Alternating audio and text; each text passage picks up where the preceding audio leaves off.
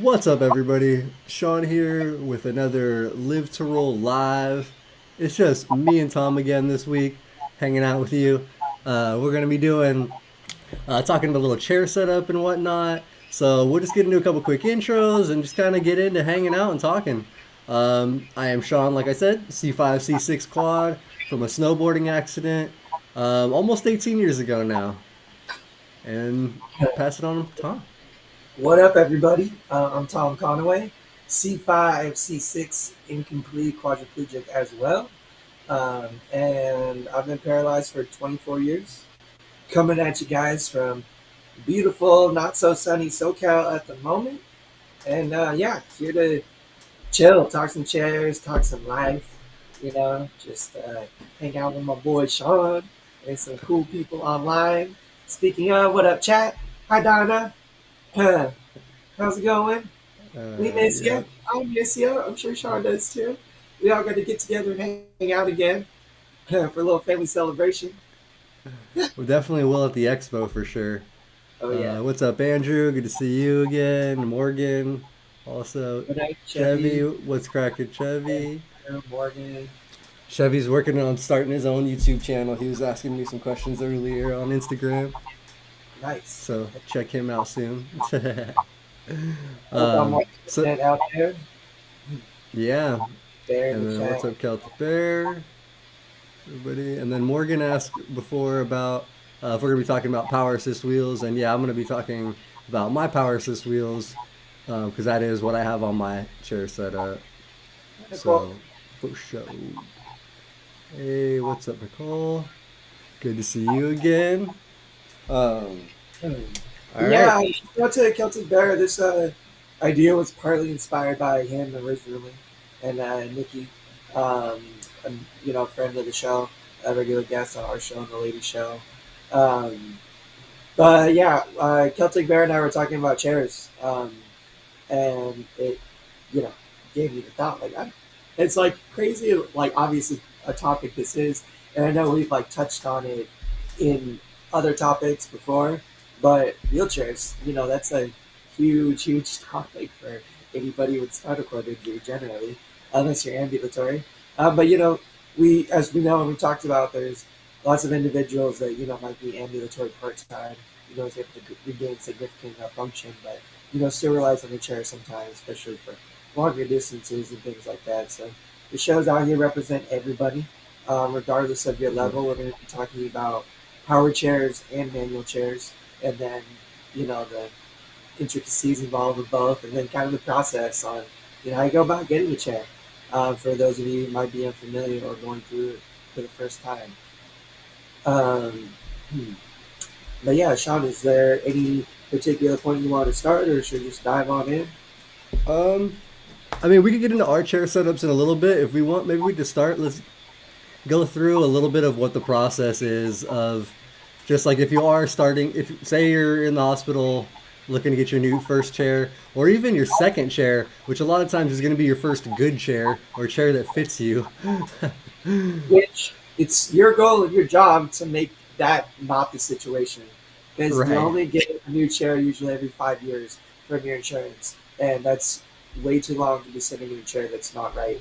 That's significant time to have your body start to make some shifts and changes that maybe it should have, you know, as a result of your posture or just sitting incorrectly, or worst case scenario, which is the most common thing I hear about new injuries. They go down early is their chair will give them a pressure sore, um, Yeah. because that's the first non-normal place they're sitting for a long period of time. It's not a bed, and I've heard so many stories, more than I can count, of guys who got pressure sores from their chair or inadequate chair that was provided to them by the hospital while they're waiting for their chair, and crazy stories like that. So those are things you want to avoid. It's not always possible. If it happens to you, you just gotta deal with whatever. But we're going to talk to you a little bit about today about how you can um, educate yourself and then advocate for yourself during the process by hopefully understanding the steps a little bit better. Yeah. Um, and So, yeah, it starts in the hospital. Generally, it should. The rehab stays are so short these days. The insurance will generally only give you a few weeks. If yeah. You And know, you're usually in that traumatized. time, you're not able to really know exactly what you're gonna need in that 6 weeks already, like leaving the hospital. Typically, And so that you're that lucky that's why for that's 6 weeks. Like sometimes they'll kick you out in fewer than that, you know. yeah. So yeah, that's why it's important. Um, And actually, real quick shout out to our sponsors, real quick, because our sponsors actually are directly involved in this kind of stuff. But Mobility Professionals is actually a mobility, a seating specialist, and that's what they do. They sell wheelchair parts and stuff. And then also our is your Urology Professionals is our other sponsor, which they're the same company. Urology Professionals just specifically does catheters, and they are a national brand. So if you need catheter supplies, definitely hit them up.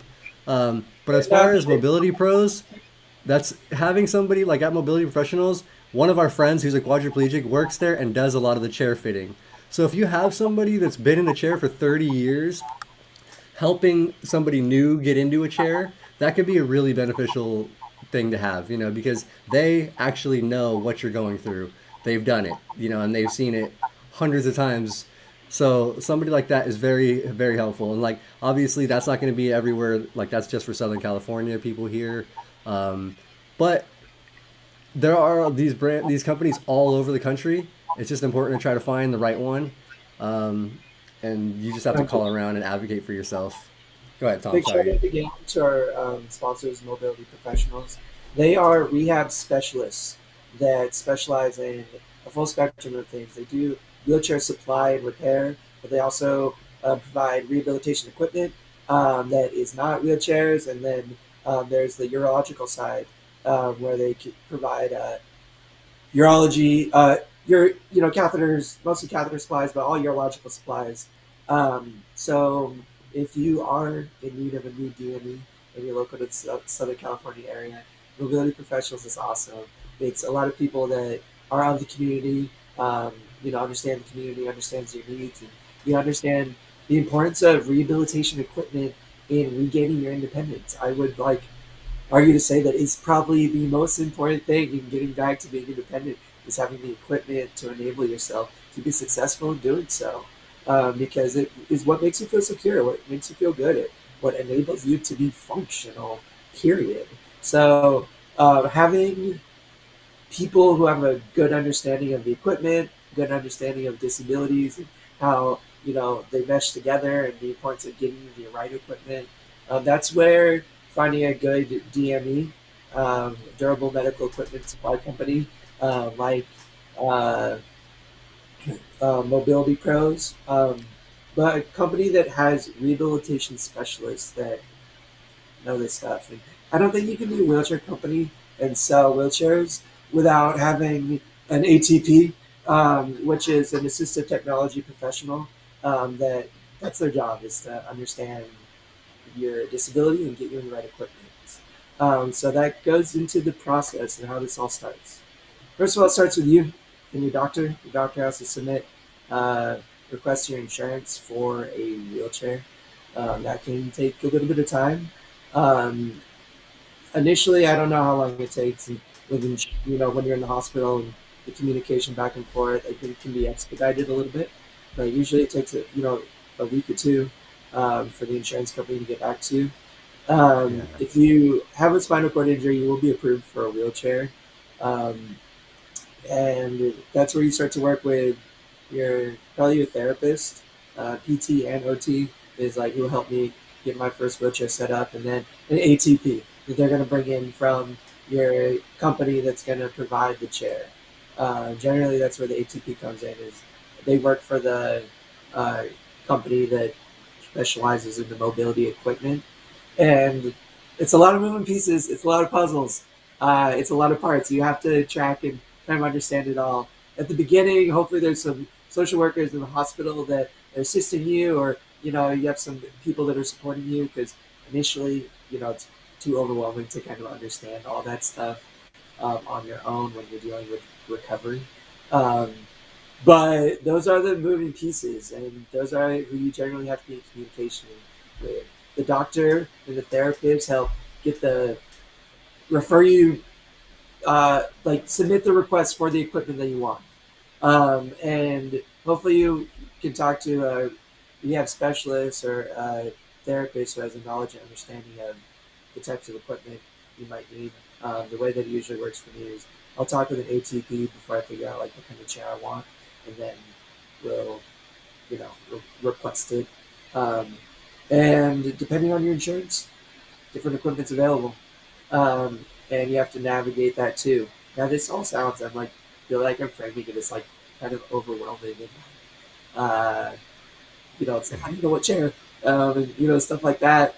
It's tough. I mean, am I It's wrong, really Sean? hard. What's up? Um, am I wrong? Like, No, no, it's really hard. It's like seriously, like even now, it's hard to choose the right chair, especially when you think about the fact that you're sitting in it every day for at least the next 5 years.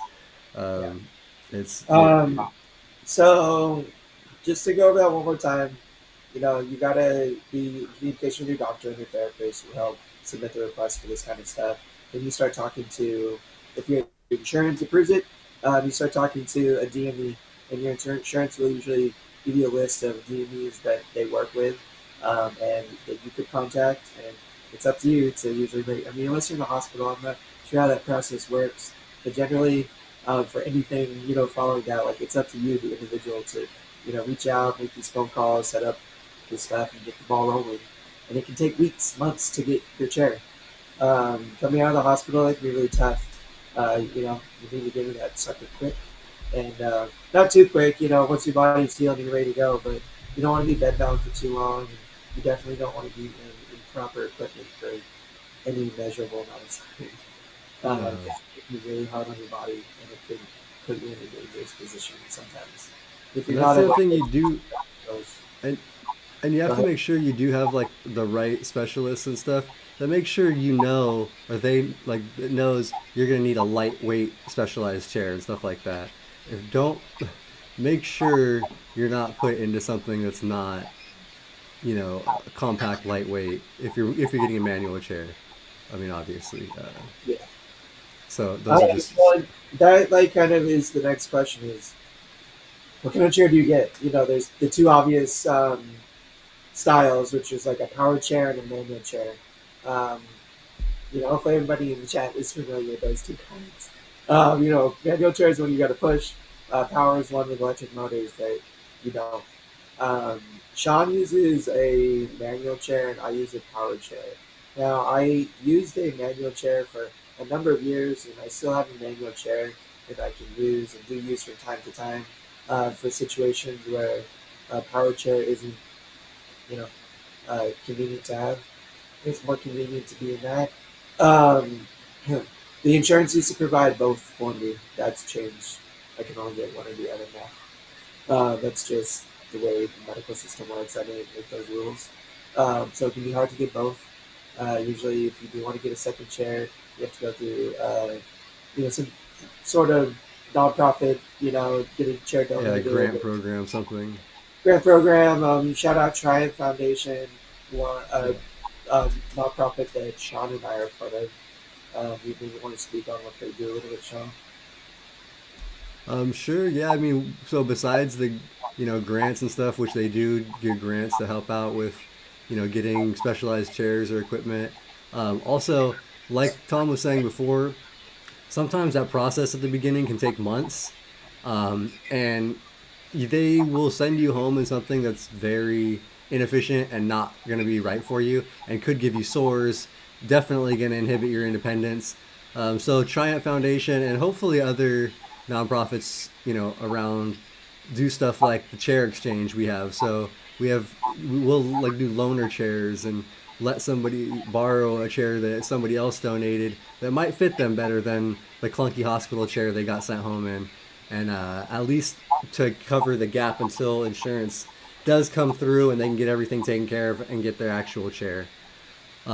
So that's always good to look for anything like that in your area, in your community, because chances are you will need some sort of help like that. Yeah, Unfortunately. our equipment exchange is mostly local to Southern California, Right. although there are listings throughout California. But that we may be able to point you in direction to some programs or some other individuals that might have resources more local to your area, Um, but that's the struggle is generally getting that first chair. The hospital gap is so small, and keeping yourself in a healthy way until you get the proper functioning chair for you is tough. Power chairs are expensive pieces of equipment, same with manual chairs, and it just takes a little bit of time. That's the nature of things. And I think the healthcare system is understanding that better and how much more it costs them when an individual ends up with a serious pressure sore or other issues, and the long term effect of that versus giving them equipment in a timely fashion, regardless of it maybe costing a little bit more. Um, but let's get back to the topic. Generally, manual chairs are for more functional individuals with lower level spinal cord injuries because they require higher function, more strength in the upper body. You're using your arms after all to propel yourself rather than your legs. And as any quadriplegic knows, um, limited upper body function that comes along with quadriplegia can be difficult. Now, there are super quads like Shawn over here who like to, buck the system and, go against the standards. And he uses a manual chair. Now, that But is not entirely without some help. You have power assist wheels, is that correct? so yeah, I was gonna say I kind of have a hybrid if that's as far as because I do have the power assist wheels. So I have a manual wheelchair with power wheels, but the power wheels still require being pushed. So mine are e-motion wheels made by Alber, which is Alber. That's like the parent company or whatever. And they are basically like individually controlled, so left to right. There's no central control. You have to push each one to go, and you have to continue to push them. So the actually on the newer models, because I've talked to Andrew, has the brand new ones that just came out. They have technology that actually hooks up to the smartphone, and you can like actually program like how far you want it to propel after your push and different things, and like no rollback on hills. So they're actually even better. The technology is getting even better and better. But even mine are incredible for somebody that doesn't have triceps, that doesn't have hand function. Like I can push a manual chair around fine on a flat, level surface, no problem really. But once I get into carpet, once I start having to do inclines, it gets very hard.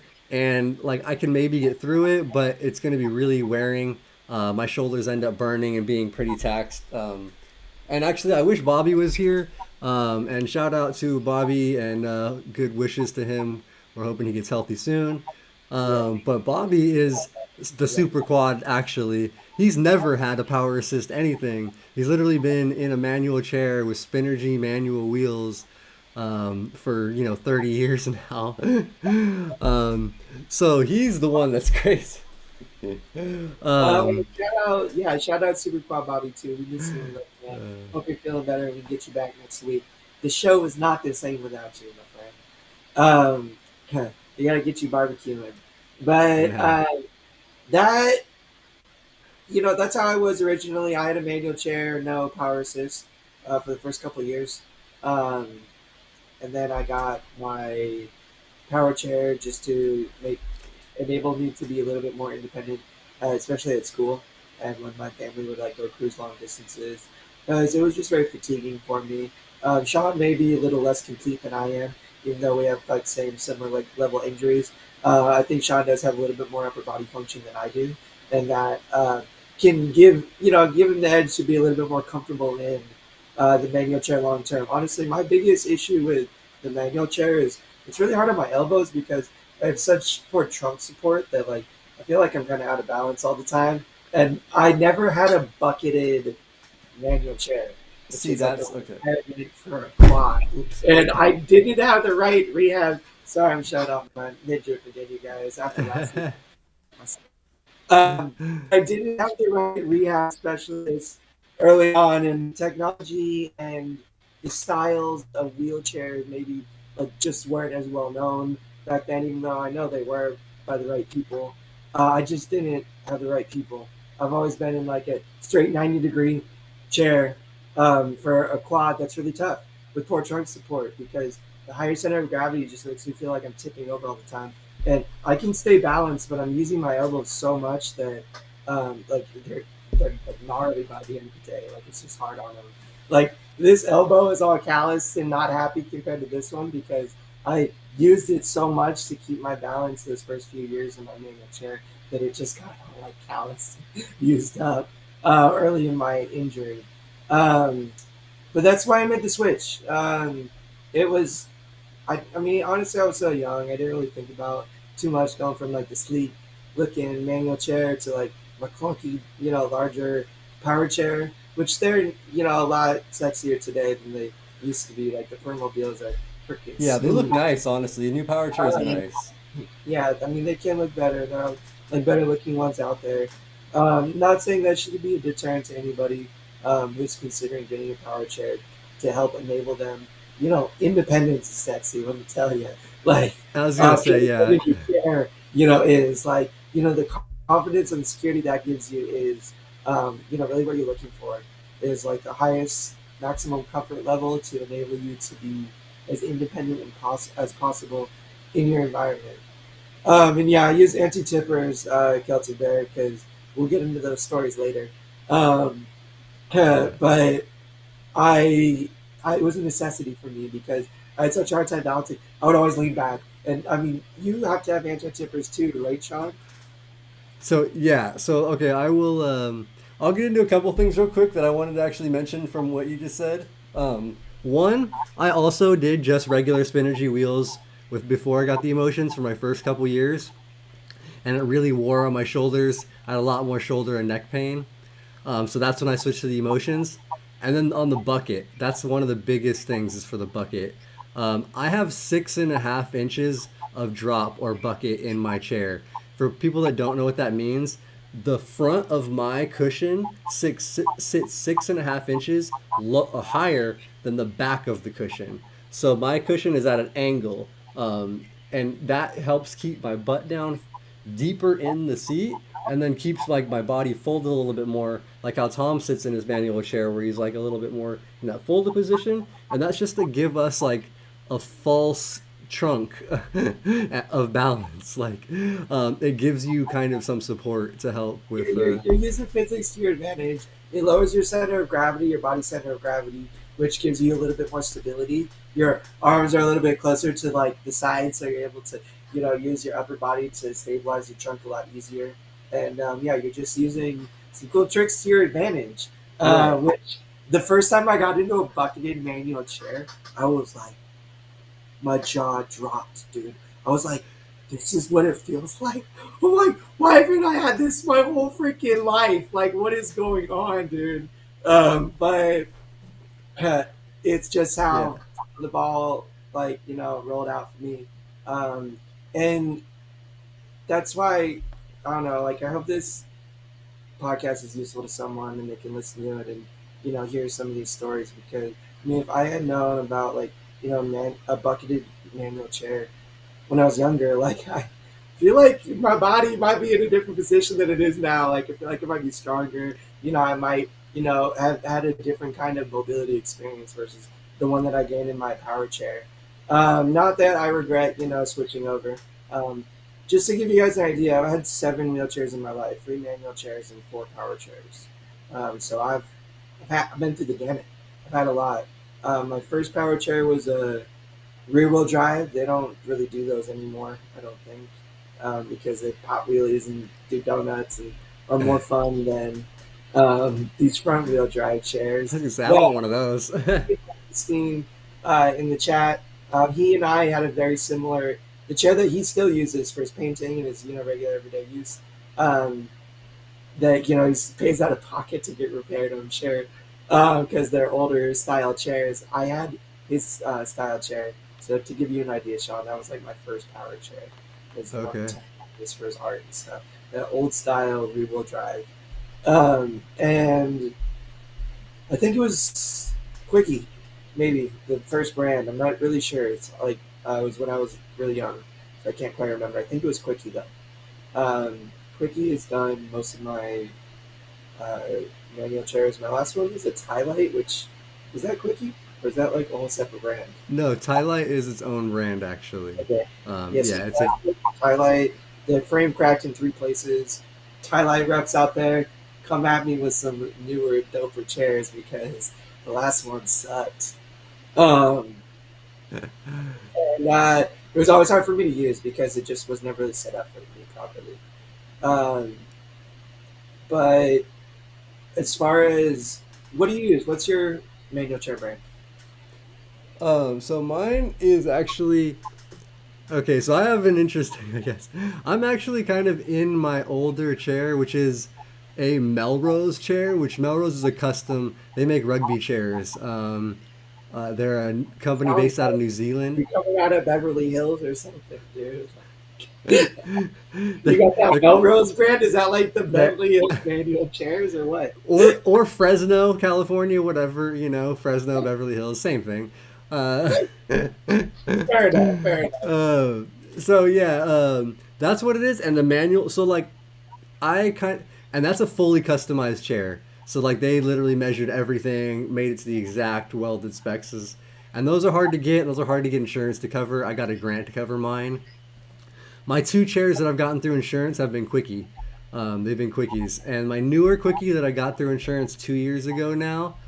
Um, so this is my own fault. I thought the compact design looked really cool and it would be nice, but I didn't realize how much it was going to throw off my center of gravity. Like even by making all the little adjustments I could, and the fact that it wasn't 100% customizable, so like I couldn't get the exact specs I wanted from my last chair, just because Quickies based on they have like brackets and stuff, so they can. It's pretty customizable, but it only fits into like specific spots. Like it's not like it's hard to Not really get adjustable.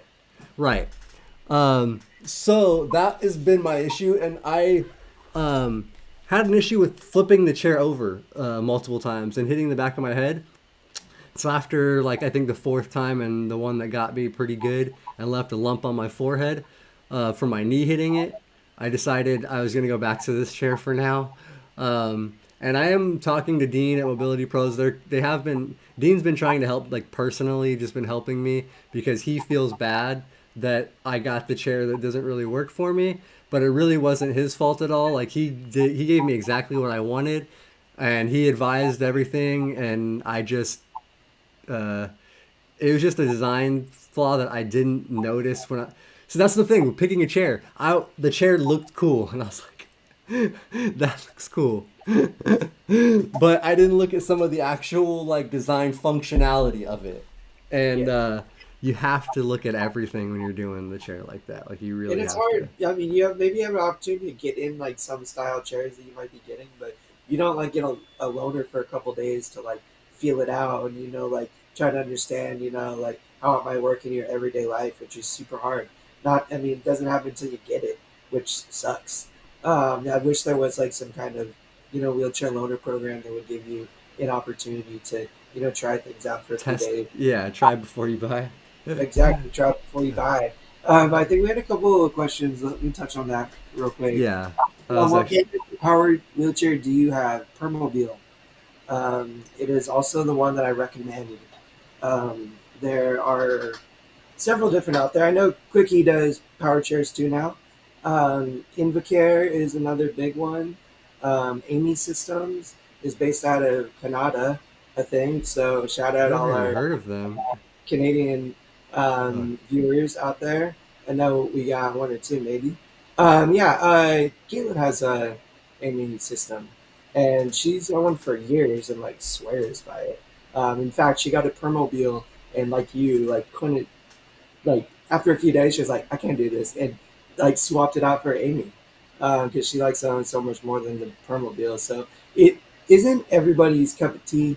To me, permobile is probably like the most known brand right now, Yeah. like most reputable, like one of the largest.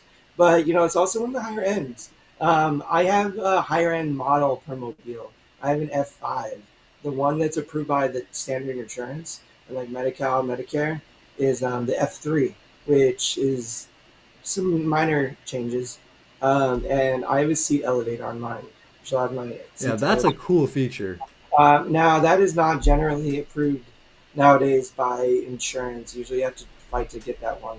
It's getting easier to get it from talk among the circle, the community, but it's usually one you have to go to a physical therapist for and an OT and get them to also submit a request to your insurance in addition to your doctor to justify why you need the seat elevator.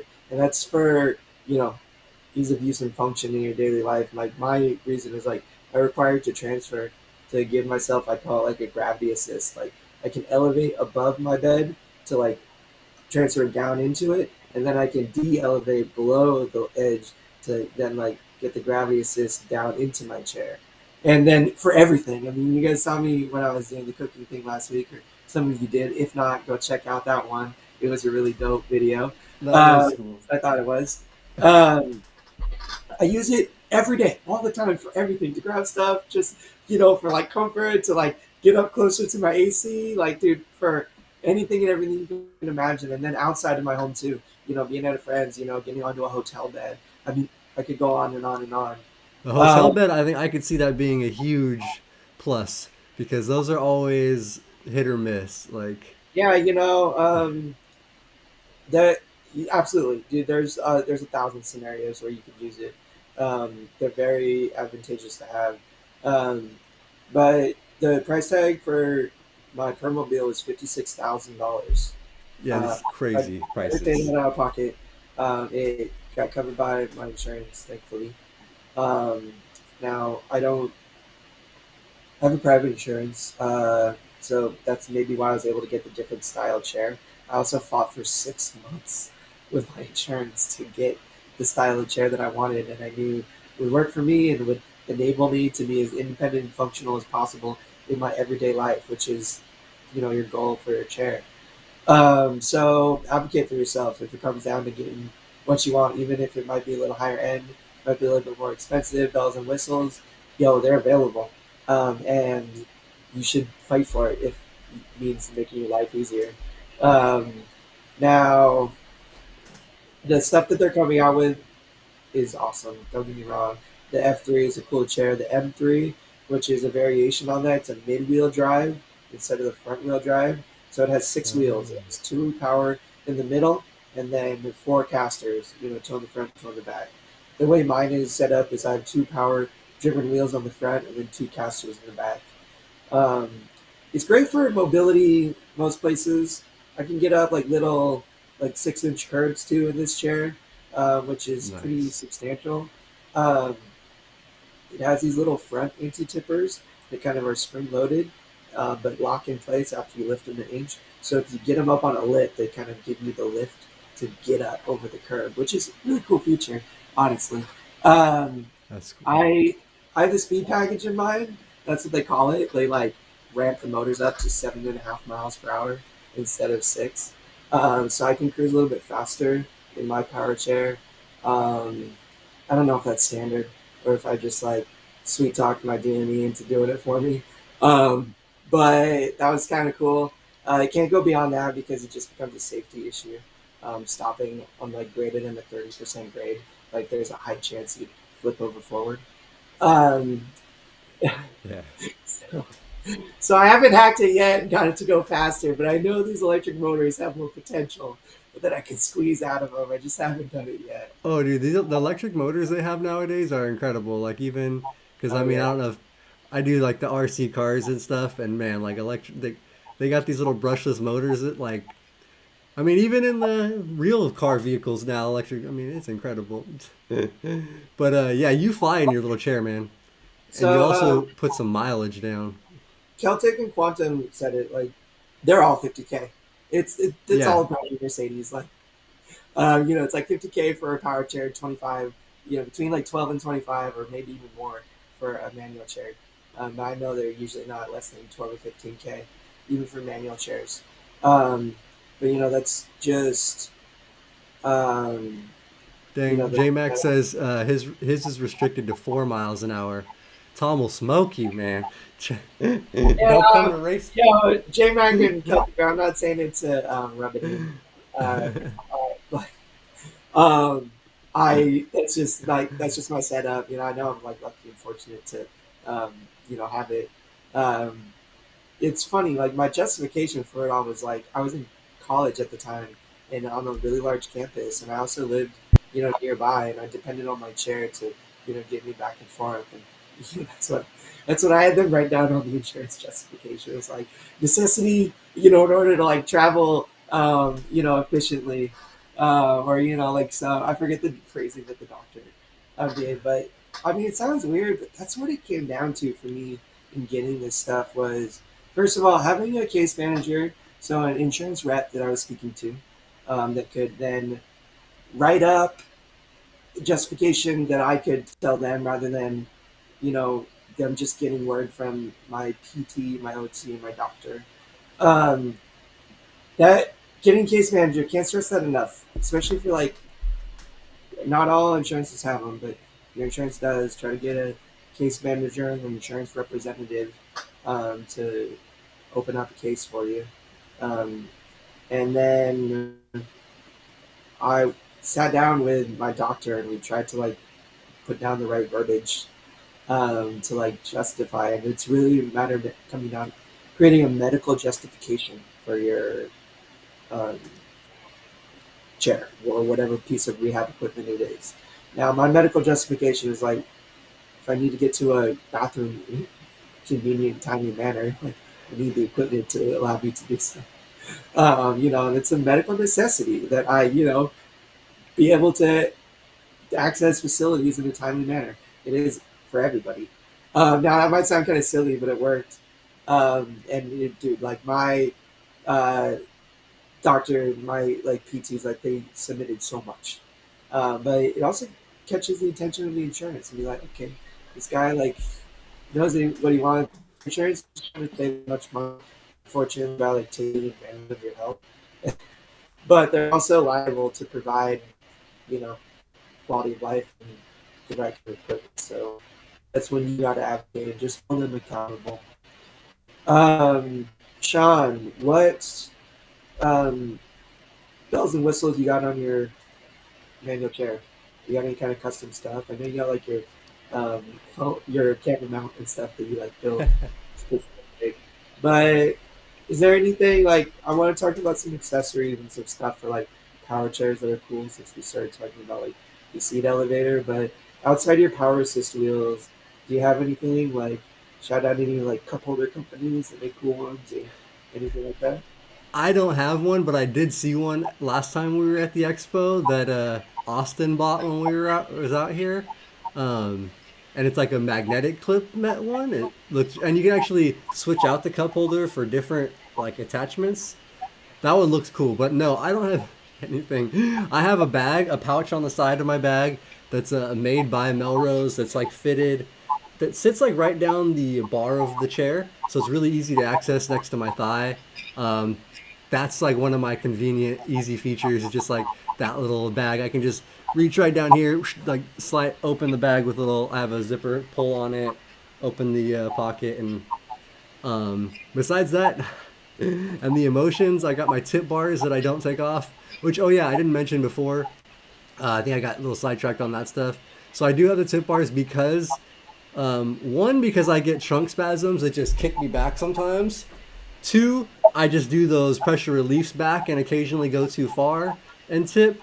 And three, because sometimes with the power assist wheels, they will like buck a little harder than you initially thought, something like on occasion. Like they'll almost stick and then give a like extra push and throw me into a wheelie with like or just forward fast. Um, so those are the reasons why I keep my tip bars, and I don't care if they look funny or whatever. People can make fun of me. I'm cool. I don't want to hit the back of my head. Yeah. But anyways, I don't have much fancy bells and whistles on mine to be honest. I don't have cool stuff like a charger port like you do. I don't have an elevator. I don't got any cool lights. I don't have any lights on my chair. I'm like all black incognito over here, trying to stay below the radar. Um, but you can get headlights and emergency lights on your Permobile and other power chairs as well. I know are available. You can also get like external like USB LEDs and stuff like that. My Yeah. chair is probably like my favorite little thing on it. Some of you guys have seen the video of like a wire hanging from underneath my armrest right here. But this thing has a, I don't know if you can see this box, but it's a 18 volt to 5 volt transformer that lets me plug in like my USB. Um, and it's connected to my wheelchair batteries. So as long as I got a charge on my chair, it, the transformer converts the voltage to like a 5 volt output. And that's what you use for phones and stuff. And I use it for everything. Like I'll charge like my little stizzy on it. Like I'll Uh, charge cameras on it. Like I'll charge my PlayStation controller. You name it. nice. It's like USB 5 volt out. I mean, like that's everything nowadays. Like I'll charge batteries with it, like the little external power packs. Like, but all my friends and like my sister, everybody in my family knows like I'm the mobile power source. So everybody's like vying for my charger whenever we're kicking it, which is cool. It's funny. But that's a really cool, fun one to get. It just came standard with the F5. I didn't have to fight for it or anything. I know some wheelchairs it comes with, some it doesn't. Like it's extra bells and whistles. This little box, the real a real 18 volt to 5 volt transformer, like would cost you like $2. This little box they charge like $500 for. Um, and it's just the way it is. JJ, Max said it in the chat. Yo, shout out our UK homies. Oh, it trips me out. We got people from across the pond watching, but shout out JJ, Mac, and Andrew, and everybody is out of the country um, watching. We appreciate all our viewers, national, international. You guys are awesome. Heck But yeah. we don't have. You're right. We don't have laws in the U.S. to govern medical companies, um, and they're allowed to charge whatever they want. Whereas there's regulation in Europe, I believe, and lots of other places. But we don't do that here. So, yep, you're absolutely right. It is a huge marked up price because they're allowed to. And Capitalism, baby. yeah, and they're counting on insurance to pay for it for you. But that's what sucks is sometimes insurance doesn't cover it for the people that need it, and that's where the system is a little Yeah. screwed for us. But And Hypocrite said he got the lights. His wheelchair guy threw them in for free. Uh, you know, it's really a safety thing. I I can't tell you how many times I've been out in the dead of night, like dressed in all black, in my black wheelchair, like rolling on the side of a street. Uh, Now, if I had lights, it probably would have been a lot safer situation because I would have been more easily seen. I'm here, I survived. Sorry, mom and dad, if you're watching. Um, you know, the stress that I put you through. But it really is a safety thing. I have reflectors on my chair until I run into something and they inevitably end up falling off. My mom has put like reflective tape on the back of my chair, when I was still living at home. And, she just didn't tell me a bit it. Um, nice. yeah, but I so the lights, though, I mean, I think are a really, really good thing to have. Just for a safety thing to help make yourself more visible, especially if you're a night person, like to go cruising in the evenings and stuff. And they should just be included. I mean, manufacturing wise, I mean, it's pennies on the dollar that they're saving by like withholding that stuff. Like it's crazy. Yeah, the Uh, lights can't cost much at all. I mean, and that's just greed, just terrible greed. But when you have a cool wheelchair person, be friends with their DME. I remember my mom would like bring them pistachios and cookies and like all kinds of stuff. Make them your friends, and dude, they would help us out all the time. Um, with little things and stuff. Doesn't ever hurt to be friendly with your repair people and people helping your supplies. And yeah, not the it's issue good to be able to create that drive relationship. stuff and that. What'd you say, dude? It's just good to be able to like create that relationship, to be able to like, to have a company that has people that are personable, and you can like, like if you're nice to them, they're gonna be nice to you, and like kind of create that relationship. Because not all companies are like that, and I think, Yeah. No, so especially definitely. I mean, it. even for the DMEs, like it comes down to cost. Like they're like they're the middleman. They still got to make money too, Yeah. um, right? But sometimes they have a relationship with their, the people they get the parts from or the people they get the equipment from, and they might get extra stuff. They might, like just be able to, ask these guys. Yeah, I mean, I don't know how they do it. It may not be strictly legal, so I don't want to be getting anybody out there in trouble too. But yeah, it just doesn't. So, be friendly with your DME and the people that know how to navigate the system and do it on the daily because, they'll be able to help you out.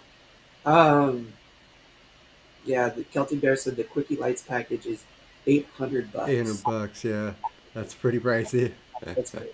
And I guarantee it's like a $40 LED package that they put on there, but that's just Tilt insurance. and recline are pretty standard, especially for a quad. It's usually easy to get those. It's still a little harder to get the elevator, but can be really awesome. And I mean, I use it all the time. Every few hours, I use my seat elevator when I'm in my chair. Um, my chair, like I have feet elevation too. I think that's another kind of extra one. Um, Super helpful in 1,000 different scenarios. I just put my feet up sometimes to help me be more comfortable. I can lean back, elevate my feet, help my circulation. There's several instances where I've been camping and I didn't have a really like workable bed situation, and I put my feet up and I reclined back and I got cozy and just left in my chair. That's Um, crazy, yeah. so, just all kinds of situations for dressing myself, putting my shoes on and off, socks. I mean, anything, everything. Um, it really just being able to adjust your whole seat mechanism is ideal for stuff like that. Again, not the chair, the feet adjustment, not always available. Something you usually got to fight for. Now, one thing that also helped me get the equipment that I did is I can kind of like govern in. I don't know if that's like the right term, but I got a lot of this stuff 15 years ago when it wasn't um, like blacklisted by the insurance, and they made it really difficult to get. It was like when they were approving this stuff pretty readily, and because I've had it, it's a lot easier to keep it because I can just argue or justify that like my quality of life would be significantly diminished if I lost this stuff now because I've been living this way, and utilizing it for 15 years. So making that known to the insurance definitely helps myself out. Other cool accessories that are fun. I don't know. They got really awesome gadgets for wheelchairs now. I know there's supposed to be some Bluetooth capability with these joysticks. I'm pretty sure I have one that does it, um, but I've never been able to pair my phone to it. Um, but there's supposed to be some interaction with your phone. I have seen projects, and you can request this from your DME or your wheelchair person. Try to figure out how to do it. Usually, there's like it's called a like an encryption key. It's like a USB key that has an encryption that lets you access some of the additional features and stuff. Only the repair people are allowed to have those. I've tried to get one. They charge you a Dang. ton of money, and they don't give them to people with a license. So I can get my hands on one, but anybody out there that's got a plug, let me know. I want to play around with my chair a bit. I'm ready to avoid Uh, this warranty. Um, but it's supposed to have Bluetooth. So I want to do a project where like I can set up my joystick to be like a controller for my mouse on my computer. I know there That'd be like are crazy. ways to like projects online, and I know there's technology and software available, or heck, I'll write the software to do it. But um, there's really unique systems like that, especially for higher level quads. Sip and puff wheelchairs we didn't really talk about. Yeah, that's whole. Some amazing technology. I know some higher level quads that don't have any arm function, and they're still cruising around, with the rest of us, with their sip and puff technology. Which, for anybody that isn't familiar, it's air controlled uh, wheelchair, Like and they it's have literally sip and puff. Like so they're using it like a straw almost, like yeah, blowing air and sucking air. Um, to navigate their chair. Crazy. There's like pads, like I know. Stephen Hawking used one. It's just like he had like a muscle in his cheek. That was all he had. But they were like able to rig up, a mechanism that he was like able to use like his face to control his chair and control his computer that gave him a voice. Um, I was gonna say because they do have like the chin control and different like stick like it's almost like a joystick that gets moved to your chin or to your face. yeah. Um, that's Yeah. another option with the sip and puff, but yeah. Then the technology they're working on, which is really, and I mean, I might be crazy in saying this, but I think it is we're on the cusp. Is computer brain interface, where you can control your chair just using your thoughts. Now, it sounds kind of crazy, but there are several studies being done actively where Oh, I they've know. surgically implanted computer chips into people's brains and they're using them to control computers outside. Now, it's just a little computer microcontroller inside this controller unit right here, and it's just as easy to apply that technology to move a mouse or to make a tweet or use a keyboard to think forward, left, right, back, um, and develop a system for that. I really do think we're on the cusp, and that'll be amazing for a lot of people, and an infinite number of ways to apply that kind of technology, which is really cool. I did we say I crap?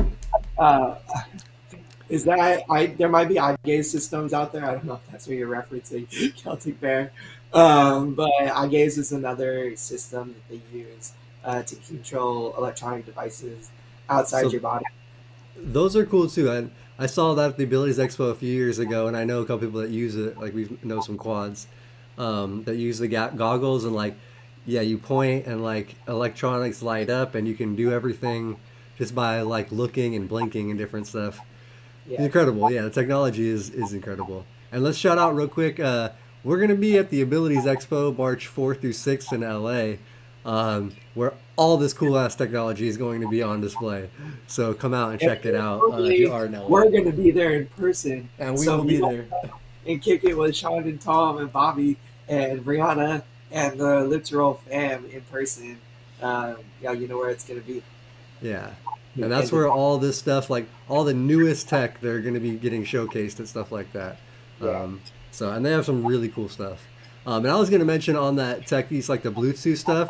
So if anybody is getting these emotion wheels now, like if you're getting a new chair and you're going like me, going to like that hybrid style with the manual chair and power assist wheels, the new ones, like I mentioned before, are incredible. They're lighter weight than these. The batteries last longer, and they have the phone Bluetooth interface, and you can like make all kinds of fine adjustments through there with just the click of your phone, and you don't need to be a certified dealer with the controller to like hook it up and like to adjust your thing. So it's just super cool stuff coming out with yeah. So Yeah, the other thing we didn't talk about, which is another motion assist device for manual chairs, is a smart drive. I know, dude. Peter's gonna make me watch Terminator 2 after this.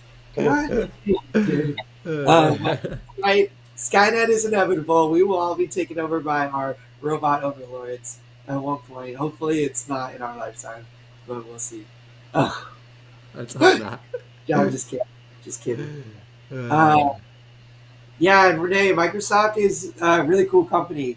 Yo, big financial news. They just bought Activision and Blizzard for $68 billion. Now that's some serious Crazy. IT right there, dude. That's some money. Um, but Microsoft is an amazing company that does a lot of really cool technology integration accessibility. They have this cool gaming assistive gaming device which is just an again infinitely customizable gamepad that you can purchase and use and plug into any system. They made it universal because they're that cool. That's like that. I just love stuff like that. I think that's awesome. I don't use it personally, but I do know some people that do, and I'm very knowledgeable on it. So if anybody's out there interested in getting into some adaptive gaming, hit me up because I'll help you get set up for sure. Um, Nice. but Smart Drive is really cool too. It's Yeah, we didn't not. even mention the smart drive. Yeah. It's a third. It's a third wheel that like attaches underneath your manual chair, and it can like drive you completely. Um, like you can turn and guide you. Well, no, what Um, it basically does is it propels forward. So if you want to turn, all you have to do is like hit one of your wheels, slow it down, and it's going to propel it. You know, if you grab your left wheel, it's going to turn you left. If you grab your right oh, wheel, it's going to slow. But it's just going to constantly propel, like at a steady pace, which is cool. I mean, so it's not that smart. I'm just no, kidding. it's not that smart. In fact, I've heard, and the reason why I would stay away from one personally as a quad, because I do too much with like moving and sometimes it's like tip back and like have to grab like that. Sometimes when you hit your wrist, because it's controlled by a watch on your wrist, a lot of times you can tap it and they'll activate, and they'll start rolling.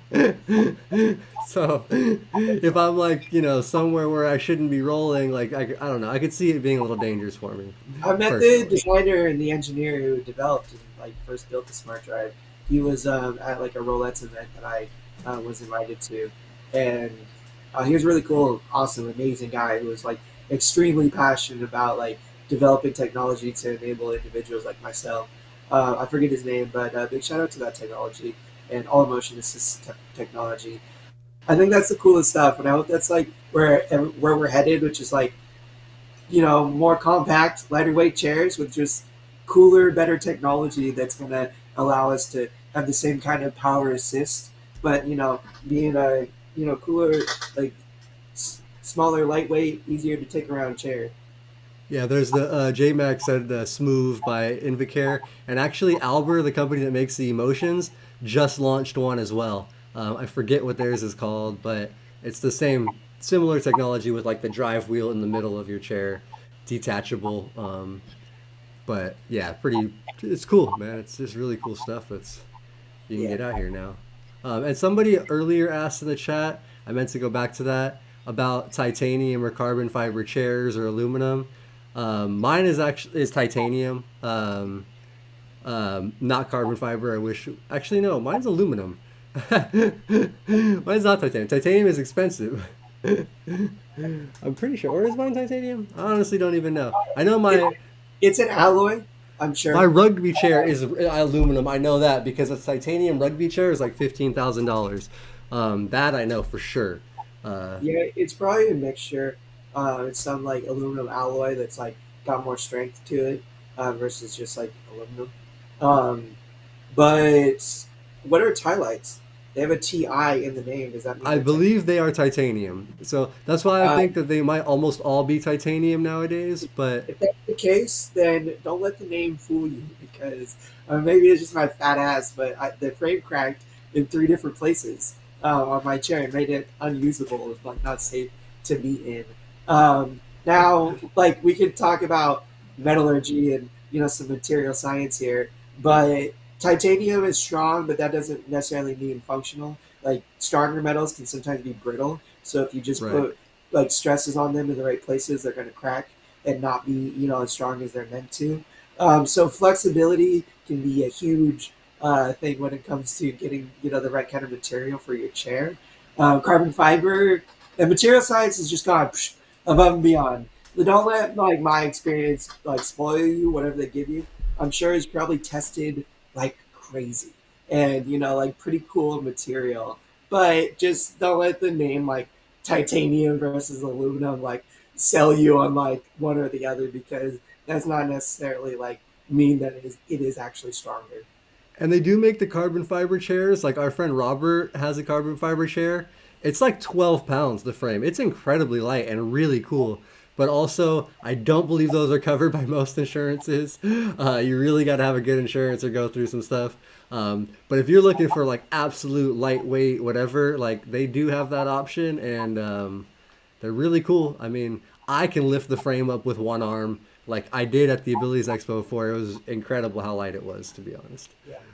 Um, Um, so Quad Life had a couple questions for you, Tom. Oops, that was the second one. What's your PC? It was the first one.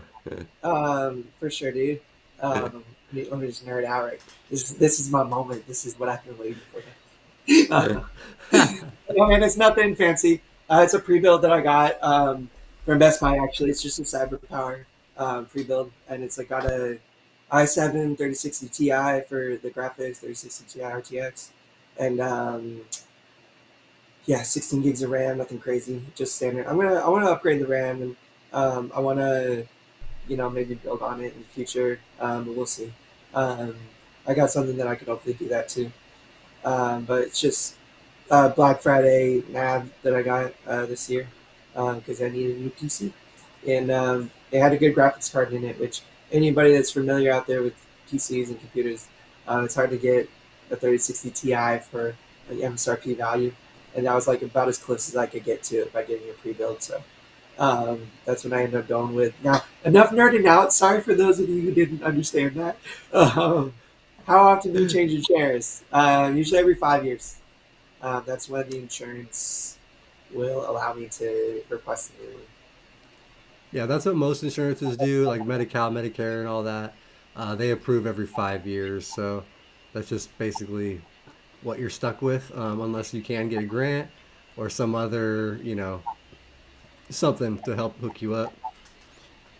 Um, oh, and then, yeah. Olivia said, I heard future Permobile chairs will have the ability to use Bluetooth mousepad function. So that's maybe what I was reading, or, I was understanding. I know that there is IR, like infrared for like TV controller stuff, in the controller. Like I can see the little IR sensor. Oh, That's that's cool. Um, but I've tried to program it because I can go into the menu and go to the IR settings, and like I try to program it in a device and I've never been able to get it to work. So I'm pretty sure it has at least the IR. Maybe not the Bluetooth yet, but I'm sure future chairs will. It's just like cell phones and stuff. Like future iterations of this technology will just like have a lot of this stuff that might be considered like bells and whistles, but it'll just like start to come standard the more they make these things, and the more human these companies get, hopefully. Dude, I used to have a phone. It was like the Note 2 or something, like years ago, but it had an IR thing on it, like on the front of it, so you could program TV remotes into the phone. It was like the coolest feature for me. I loved that phone. I was like, it was my universal remote. Like it just worked for so many things. I've never had another phone that had that option on it, but yeah, I don't think they do it anymore. Now it's just a Bluetooth and stuff. Anyways, hey, so do you want to cover anything else? And because I was gonna say to close out, maybe we can tell like a quick chair story, like we were talking about one of our either Yeah, crappier well, stories let's or. ask the chat. Well, first of all, we got 17 people in here. Big thank you for everybody who's watching. Thank you for everybody who's commenting. We appreciate you guys chatting up with us. Make sure to hit that like button if you haven't. Make sure to also subscribe to the Roll if you haven't. If you hit that little notification bell next to the subscribe button, you will get notified of our videos every time we go live and every time Sean posts something on the channel. So make sure to do that so you are notified of all this awesome content we're churning out for you guys. And yeah, do we want to shout out our sponsors one more time too? Mobility professionals and urology professionals. They represent what we're talking about. These mobility pros on the you know rehabilitation equipment side of Oops, things. crap. That is a you just had to show off, Sean. No worries. Um, they specialize in everything that we talk about. They have people where it is their job to understand rehab equipment, disabilities, and how to get you the right stuff. So it's very relevant to today's topic. If you are in the Southern California area, Mobility Professionals is an awesome rehab specialty company that does wheelchairs, lots of different kinds of rehab supplies, and then they have their Urology Pros sister company that does urological supplies nationally. So anybody that's having trouble with your catheter supplies might need some help, might consider making a switch. Give urology professionals serious consideration because me and Sean know a bunch of people there. They're awesome people. They understand our needs. They understand how the system works. They, will go to great lengths to get you what you need at as little cost to you as possible. That's their job. So go check them out. Yeah, and they're good company, like you were just saying, like they're friends. They really will try to go above and beyond to help you out. Yeah. They've done a lot for me for sure. So And Quad, Um, like, if yeah. you're looking to talk some shop, man, hit me up, dude. We'll talk about some PC stuff for sure. That'd be fun. But yeah, man, what's your fun wheelchair story? Huh. Fun wheelchair, or we're gonna do one of the falls, or what you want to I do? mean, fun can mean a lot of things, dude. Maybe not so fun, but fun for the rest of us to hear. Because earlier you mentioned doing falls, and I was like, I have two specific ones that like were my most like just like ones that I just remember sucking for me, but and for two different reasons. So I'll just quickly, I guess, go. Um, so two times that I've fallen out of the chair, like and dumped forward and like went out pretty hard. One was just because I'm an idiot and was cruising around school real fast and just trying to get to class. And I actually, that was before I was using another tip on chairs. I now use 5-inch soft roll casters in the front. At that time when I was going to school, I was using small rollerblade wheel casters, like the small 3-inch smaller wheel. And with those small casters, there were some people in my way, and I tried to cut a corner through some grass because I had done that plenty of times. But apparently, it would have had rain before. So not only were those small casters kind of smaller than other, like the ones on the chair I had before that I had been used to doing it with, um, it was soft. And so as soon as I they sunk and I just launched. I launched. Like I was feet from my chair. When I looked back, my chair was like I was out of my like I was like way out. And there was like 30 people around me in the middle of school. And I just remember looking up just like oh no. Luckily, I hit the dirt first before I hit dirt and then rolled to the concrete. So like I was like the impact wasn't bad, but it was just I just remember thinking like that was the first time I had ever done something like that, like out on my own, cruising, thought it was all cool at school, like yep, yeah, and then just launch. Like I was Superman out of the chair, like no shits, like. Uh, wow, uh, that's crazy, man. but Did you have, yeah, so that's or was what's that it? up? Did you have another one? It's cool. I have one of somebody else dumping me out of the chair. So that's just another quick chair tip. If somebody ever offers to push you or is pushing you, make sure they go slow and are careful. And if you hit a curb cut, make sure they know you have to tip the front wheels up to go over the curb cut. And they can't just keep pushing the back forward or they're going to lift it and dump you onto the floor. Because that's what happened. This random dude dumped me on the floor because they wanted to be nice. And that was another one of my. Crazy. But I like Wildlife's comment. Drunk wheelchair stories. I I've got heard some of those too. a But couple of those. We might have to save that one for that, literal after dark or something. yeah. Let's see if I can give you one. Um, I flipped over at school too. So just to paint a little picture, I've flipped over too many times to count. Yes. Manual and power. I got a lot of stories. I don't like to stay on my wheels. Um, Not so much in recent years. I've fallen out of my chair a couple times, but not flipped out. Just like doing crazy antics that led my body to the floor. My school one is the first one is real short. I'll make them all short. It was third grade. It was parent teacher conference week, and my parent teacher conference was right before this girl I had a crush on, Lisa. I forget her last name. Protect her identity. I won't. Even if I remember, I won't say it.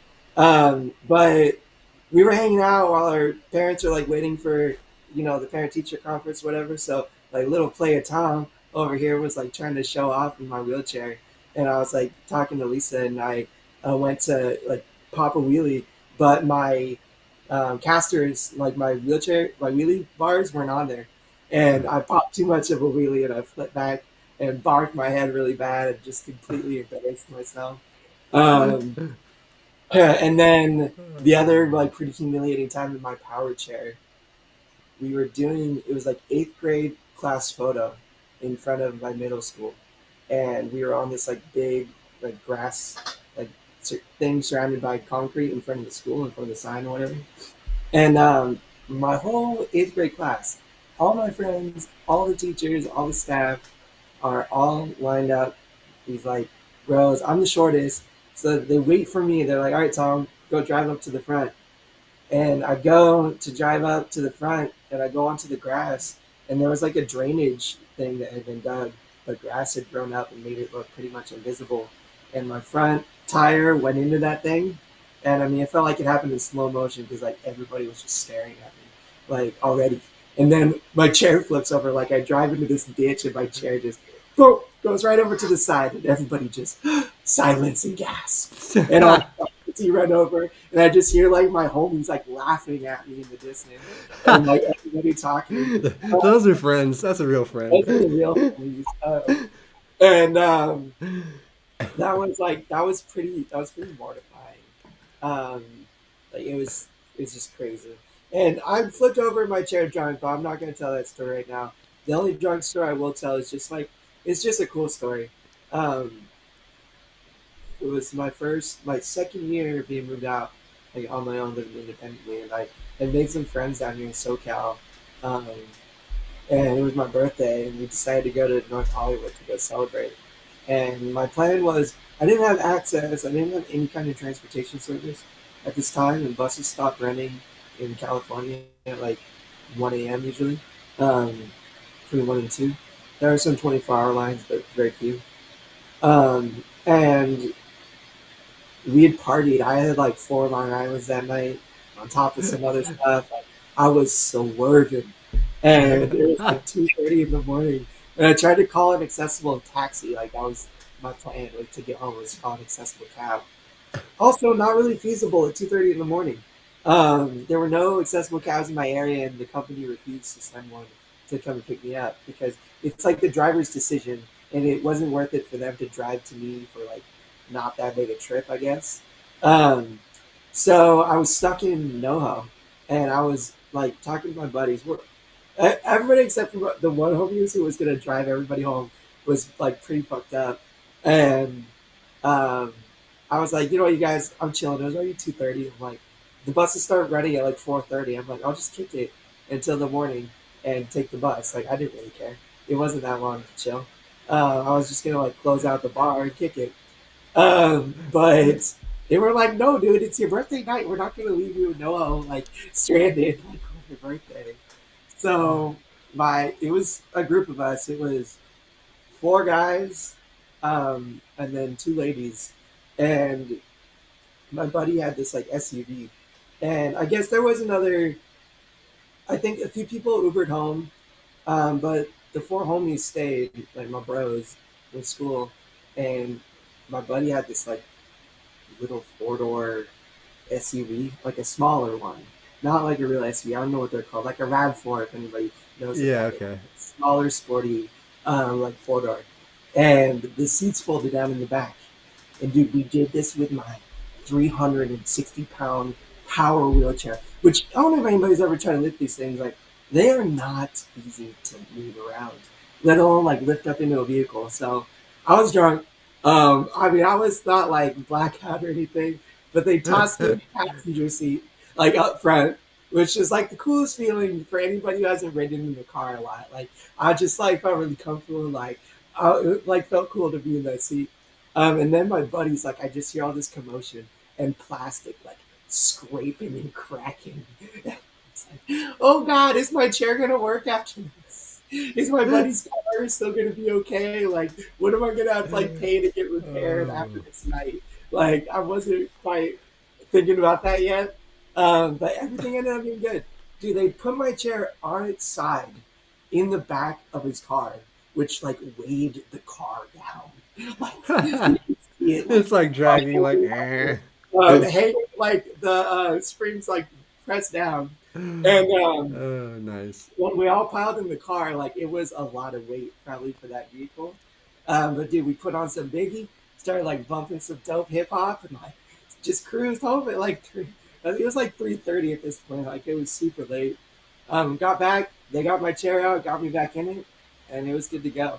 Um, so that was like an instance where like my power chair was not in the way. I had gone out a couple times with my homies where they drove and I took my manual chair, and they just helped me around that night.